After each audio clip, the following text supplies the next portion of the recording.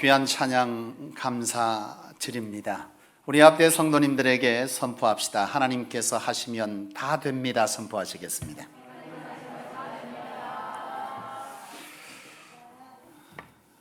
나는 이 시간 간절히 원하는 것이 있습니다. 여러분들의 배가 고프지 않기를 원하고, 또 이 예배 시간이 이제 시작된 것처럼 은혜가 있기를 소망합니다. 시간을 보면 참 큰일인데 주님 주신 은혜가 있기를 원하고요. 여러분, 부활을 믿고 산다는 것은 도대체 뭐냐라고 하는 것을 이 시간 함께 생각해 보려고 합니다. 아마 여러분 살다가 보면은 가끔씩 죽었다 살아난 사람들의 얘기를 들어본 경험들이 있을 줄로 압니다. 저는 있거든요. 저는 몇 차례 있어요. 그 전에 보면 제가 어릴 때에 동네에 죽었다고 꺼적대기 덮어놨는데 그 아이가 살아난 일이 있었고, 또 살아가다가 보면은 사고가 나서 이미 생물학적으로 죽었어. 근데 죽었다고 장례 치려고 하는데 그 사람이 뭐 한 거예요? 살아난 거예요. 나는 사실 이런저런 얘기를 들었습니다만 그 중에서도 가장 제 인생에서 쇼킹하고 또 은혜되는 다시 살아남의 얘기는 제가 풀러에서 경험한 거죠. 제가 풀러에서 공부할 때에 한 선교사님이 풀러에 수업을 하러 들어왔어요. 근데 어제 이제 20시간 이상, 20시간 이상을 비행기를 타고 수업 첫 시간에 들어왔는데, 제하고 옆에 이제 나란히 앉게 됐어요. 이런저런 얘기를 하다 이제 점심시간이 됐기 때문에 서로 이제 인사를 하고 식사하러 가자고 이제 이렇게 얘기가 됐어요. 근데 갑자기 식사를 하지 않겠다는 거예요. 그래서 제가 이렇게 보니까 왠지 식사비가 없어서 식사로 안 가는 것 같은 그런 마음이 제 안에 들어가지고, 오지랖 넓게도 저도 우리 사모한테 장학금 받아서 거기까지 갔는데, 가서 내가 밥 사겠다고 그래서 가자 그랬어요. 내가 식사 대접할 테니까 선교사님 같이 식사하러 갑시다 그랬더니 그분이 아니라고, 괜찮다고, 목사님 혼자 가서 식사하시라는, 그래서 거절하지 말고 함께 갔으면 좋겠다 그랬더니 이유가 있다는 거예요. 그래서 도대체 무슨 이유인지 얘기 좀 들을 수 있겠냐 그랬더니, 자기가 여기 풀로에 수업하러 오기 직전에 아프리카에서 선교를 하던 분인데 아프리카에서 대규모 집회가 있은 거예요. 이 대규모 집회에 수많은 사람들이, 1000명 이상의 사람들이, 원래 한 500~600명 예상했는데 아프리카에 1000명이 모인 거예요. 놀라운 거죠. 이 1000명이 모였는데 놀라운 일이 두 개가 일어났는데, 그 하나는 500~600명의 식사를 준비했는데 1000명이 먹고 남았다는 사실. 여러분, 별로 감동을 안 받네. 여러분, 이게 얼마나 놀라운 건지 여러분 경험하지 못했어요?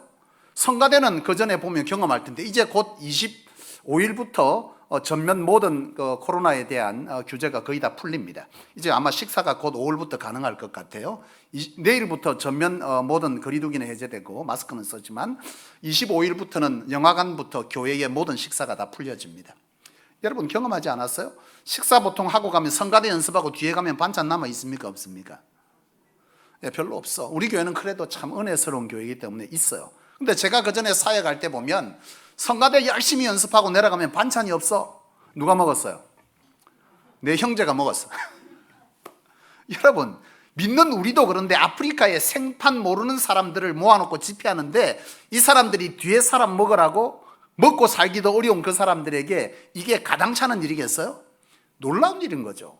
500~600명 식사를 준비했는데 1000명이 먹고 남았다. 이 기적 같은 일, 여러분 믿지 못하시네. 참나, 정말 기적이에요. 그 뒤에 얘기를 들으면 이게 진짜 기적인구나 알아. 무슨 얘기냐 하면, 아프리카에서 집회가 있는데 이 집회 때에 예수를 그리스도로 믿는 자들의 무리들 중에 한 무리들이 죽은 친구를 데리고 온 거예요. 예수님께서 이 신약 성경 사복음서에 보면 예수님께서 죽은 자를 살린 사건이 있습니까? 없습니까? 있잖아요. 그러니까 이들이 예수가 죽은 자를 살리셨다는 걸 믿고 죽은 자를 끌고 온 거예요. 데리고 온 거예요. 문제는 뭐냐면 그들은 믿는데 집회를 인도하는 목사님들이 큰일 난 거지. 야, 이거 큰일 났다. 이거 어떻게 살리냐. 비상이 걸려버린 거예요. 비상이. 그들은 믿는데 목회자가 근심이야. 놀라운 것은 목회자의 믿음은 연약했으나 그들의 근심을 아시는 주께서, 하나님께서 그 죽은 자를 그 집에서 살렸다는 거 아니야. 이걸 이 선교사가 경험하고요, 흥분이 돼가지고 깔아앉힐 수가 없어가지고, 내가 금식 기도하고 하나님 앞에 내가 더 깊이 가야 될 시간 때문에 내가 밥 먹으러 못 가겠다는 거야. 사실 내가 살면서 이런저런 죽었다가 살아난 얘기를 들었지만 그 사건이 제게 가장 쇼킹하고 은혜스러운 일입니다. 여러분, 사람이 죽었다 살아났다, 이걸 두 단어로, 한 단어로 뭐라 그럽니까? 뭐 그렇게 긴장하고 계세요? 부활이지. 죽었다가 살아나면 부활이죠. 그게 뭐 별거 있어요? 죽었다 살아나서 부활이요. 여러분, 이 사람들이 죽었다 살아났다, 오늘 부활절입니다. 부활주일이죠. 부활주일, 예수님께서 죽었다가 뭐 했다는 거예요? 다시 살아났다. 그들의 죽었다 살아난 것과 예수님이 죽었다 살아난 것, 이건 다 부활인데, 그들이 죽었다 살아난 것과 예수님이 죽었다 살아난 것은 같은 겁니까? 다른 겁니까? 예? 다른 거죠. 왜 다르냐? 개인적으로 죽었다 살아난 것은 여러분 우연의 일이기도 하고 그들의 개인적인 의미가 있는 일이에요. 아, 죽었다가 내가 살아났으니 또 내가 생명이 연장됐으니 의미론적으로 볼 때 개인적인 의미가 있지만, 예수님의 죽음과 부활이라고 하는 것은 그들의 죽음과 부활과 다른 의미가 있어. 이게 뭐냐면, 그들의 죽음은 개인적 사건이고 그냥 우연히 일어난 일이지만, 예수님의 부활이라고 하는 것은 예언된 일이고 예고된 것의 성취라고 하는 점에서 완전히 다른 거예요. 그들이 죽었다 살아난 건 네 언제 죽을 건데 살아날 거라, 이렇게 예언된 일은 아니라는 거예요. 그런데 예수님은 분명 성경, 구약 성경에도 있고 신약 성경 마태복음 16장 17장에 보면 예수님께서 십자가에 죽기 전에 자신의 죽음을 예고하고 살아날 것도 예고한 거예요. 그리고 나서 이 사건이 뭐한 거예요? 성취되었다. 이것이 예수님의 부활이라는 점에서 앞서 말한 그들의 죽음과 예수님의 부활은 확연히 다른 겁니다. 여러분, 오늘 시간이 길지 않기 때문에 은혜 누리기 위해서 마태복음 16장 17장을 여러분 읽어보시기를 바랍니다. 거기에 가면, 읽어보겠나 근심이 많습니다. 집에 가서 보세요. 거기에 가면 예수님께서 제자들에게 묻습니다. 예수님께서 제자들에게 너희는 나를 누구로 아느냐, 그렇게 묻는 사건이 있어요. 사람들이 나를 누구로 아냐 그랬더니 제자들이 말합니다. 때로는 엘리야고 때로는 예레미야고 뭐 이렇게만 얘기를 해요. 그러니까 예수님께서 제자들에게 그러면 너희는 나를 누구라 생각하냐 그랬더니 베드로가 한마디 하는 거죠. 마태복음 16장 16절에 주는 그리스도시요 살아계신 하나님의 아들이다. 그랬더니 예수님께서 네가 참 복되다. 네 그 고백 위에 교회를 세우겠다. 하늘의 권세가 이 교회 가운데 임할 것이다. 그렇게 말씀하시면서 그 뒤에 예수님께서 말씀을 뭐라고 하냐면, 내가 죽을 것이고 3일 후에야 뭐한다? 다시 살아날 것이다. 이 얘기를 합니다. 그랬더니 예수님의 제자인 베드로가요 펄쩍 말리는 거죠. 주님 무슨 그런 생각을 하십니까? 펄쩍 말릴 때 예수님께서 하신 말씀이, 사단아 물러가라. 네가 하나님의 일을 생각지 아니하고 도리어 사람의 일을 생각한다. 책망하세요. 이 사건 이후에 17장에 보면 갈릴리에서 제자들과 대화하실 때도 그때도 똑같아. 예수님께서 뭐라고 말씀하시냐, 내가 죽을 것이고 3일 만에 살아날 것이다.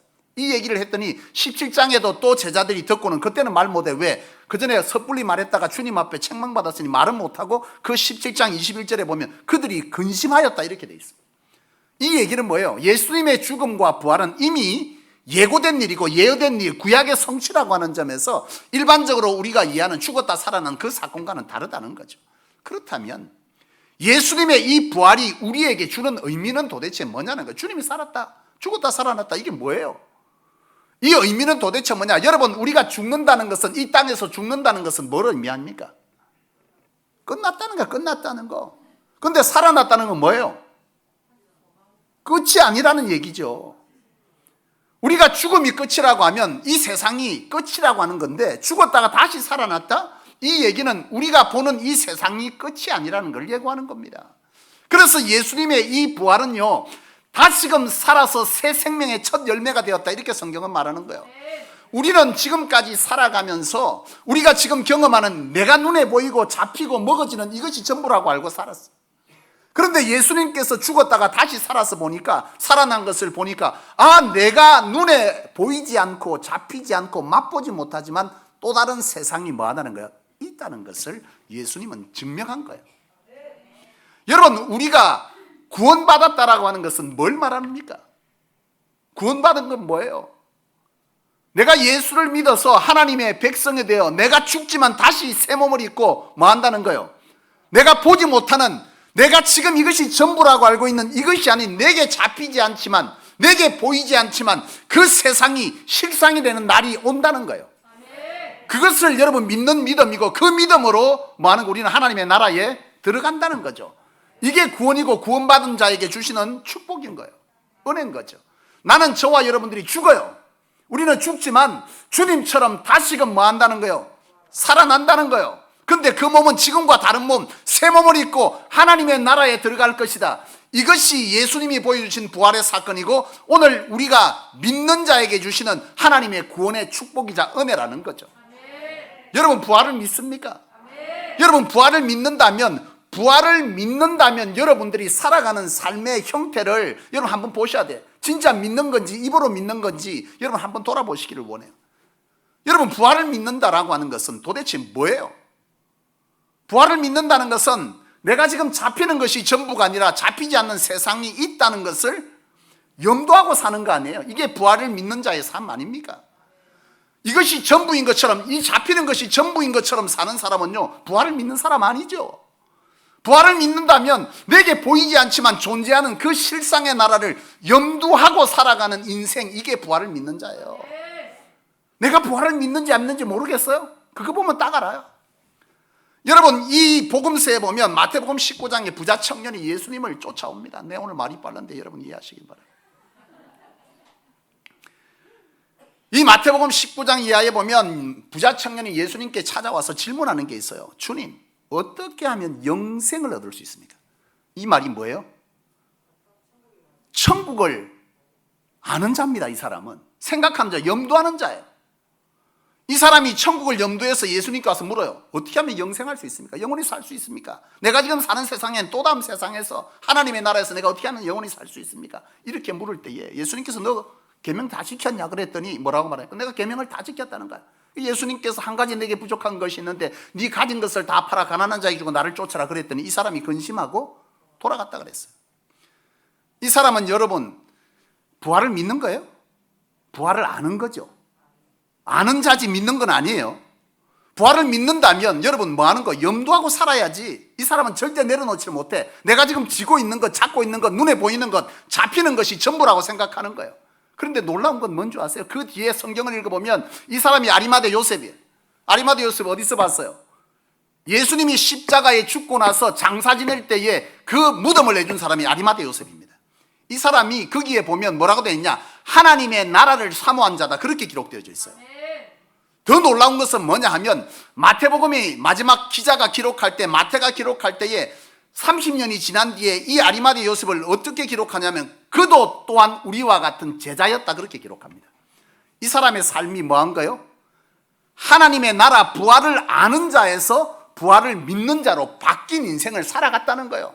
그전에는 움켜쥐고 내놓지 못해서, 그런데 그가 전부라고 생각했던 것들을 내어드려 주님의 무덤을 사고 주님을 장사 지내는 것, 주를 위해서 사용하는 자들한 거예요. 그전에는 주를 위해서 나눠주고 내게 쫓아라 했더니 벌벌 떨고 돌아갔던 자가 주의 무덤을 사고 주님을 위해서, 주의 복음을 위해서 살아가서 30년 지난 뒤에는 마태로 통해서 이 아리마대 요셉이 기록될 때 그도 예수님의 참 제자였다, 우리와 같은, 이런 말을 쓰고 있다는 거예요.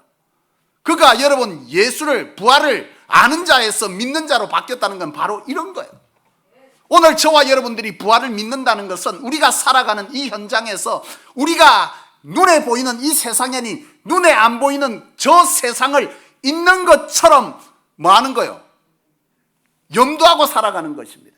이것이 진짜 부활을 믿는 자예요. 여러분 사도 바울이 죽음을 앞두고 한 유명한 고백이 있어요. 나의 달려갈 길과 주 예수께 받은 사명을 이제는 마치려면 나의 생명을 조금 더 귀한 것으로 여기지 아니한다. 자기의 생명을 조금 더 귀한 것으로 여기지 아니한다. 여러분 이것은 여러분 부활을 아는 자입니까? 믿는 자입니까? 믿는 자이기 때문에 이게 가능한 거예요. 내가 생명조차도 아깝지 아니하다. 왜? 내가 지금 사는 세상이 뭐요? 끝이 아닌 것을 알기 때문에 내가 주를 위해서 내 생명 줘도 괜찮다. 왜? 영원한 하나님의 나라가 내게 예비되어 있고 나는 그곳에 갈 것을 확신하니까. 그래서 이 사도 바울이 이런 고백을 하는 겁니다. 여러분 많은 순교자들이 있어요. 그 순교자들이 어떻게 그 생명을 초계같이 내놓을 수 있습니까? 그들은 부활을 아는 것이 아니라 믿는 거예요. 부활신앙으로 사는 겁니다. 오늘 우리가 부활신앙으로 산다는 것은 바로 여기에 기준인 거죠. 내가 하나님의 나라를 염두하고 사냐, 하나님의 나라가 없는 것처럼 살아가냐, 이게 여러분 부활신앙으로 사느냐 안 사느냐의 기준인 거예요. 나는 저와 여러분들이 부활을 믿는다면 이 부활의 날에 저와 여러분들이 하나님의 나라를 염두하고 그 나라를 위해서 자기 소유를 팔아 여러분 뭘 사요? 밭을 사는 바른 이런 결단이, 지혜가 우리 가운데 있어야 할 줄로 믿습니다. 사랑하는 여러분, 나는 저와 여러분들이 그전에 이렇게 보면 구원파 이런 많은 이단들이 많았잖아요. 사실 역사에 보면 그 구원파들이 보통 말했던 게 뭐예요? 종말론 아닙니까? 주님의 때가 임했다. 곧 몇 월 며칠 한때 유명하지 않습니까? 나는 그 사람들을 보면서 배우는 게 있어요. 나는 그 사람들이 참 대단하다 생각하는 거예요. 그들에게 여러분 이들이 주님이 곧 오실 것이라고 하는 이 사실 때문에 그들이 뭐 했습니까? 자기 소유를 다 팔아 하나님께 드렸어. 그들이 잘못입니까? 그렇게 잘못 가르친 지도자가 잘못입니까? 지도자 잘못이니 그들의 잘못은 아니요. 그들은 뭐 한 거예요? 부활신앙으로 그것을 믿었던 거예요. 그들이 잘못이 아니라고 그렇게 이끌어간 그 악한 지도자들이 문제인 거지. 오늘 여러분들에게 그리하라면 할 수 있겠어요?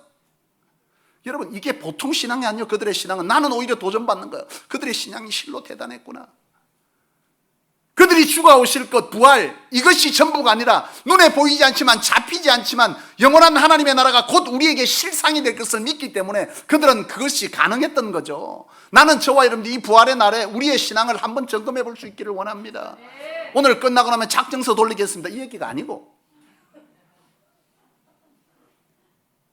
지금 우리에게 그게 중요한 게 내가 지금 무엇을 바라고 사냐? 내가 예수를 따르고 예수를 믿는데 그 목적이 뭐더냐? 하늘 소망이더냐? 이 땅의 것을 여전히 잡히는 것을 더 지기 위해서 주를 따르냐? 이 문제인 거예요. 내가 정말 부활을 믿는다면 그렇게 신앙 못하는 거지. 오히려 주를 위해서 드리고 주를 위해서 이 사도 바울처럼 생명도 귀한 것으로 여기지 아니한다. 바로 이러한 고백이 있는 자가 진짜 부활을 믿는 거죠. 바로 신앙하는 거죠. 부활 소망이 있는 자죠. 부활 소망으로 사는 자죠.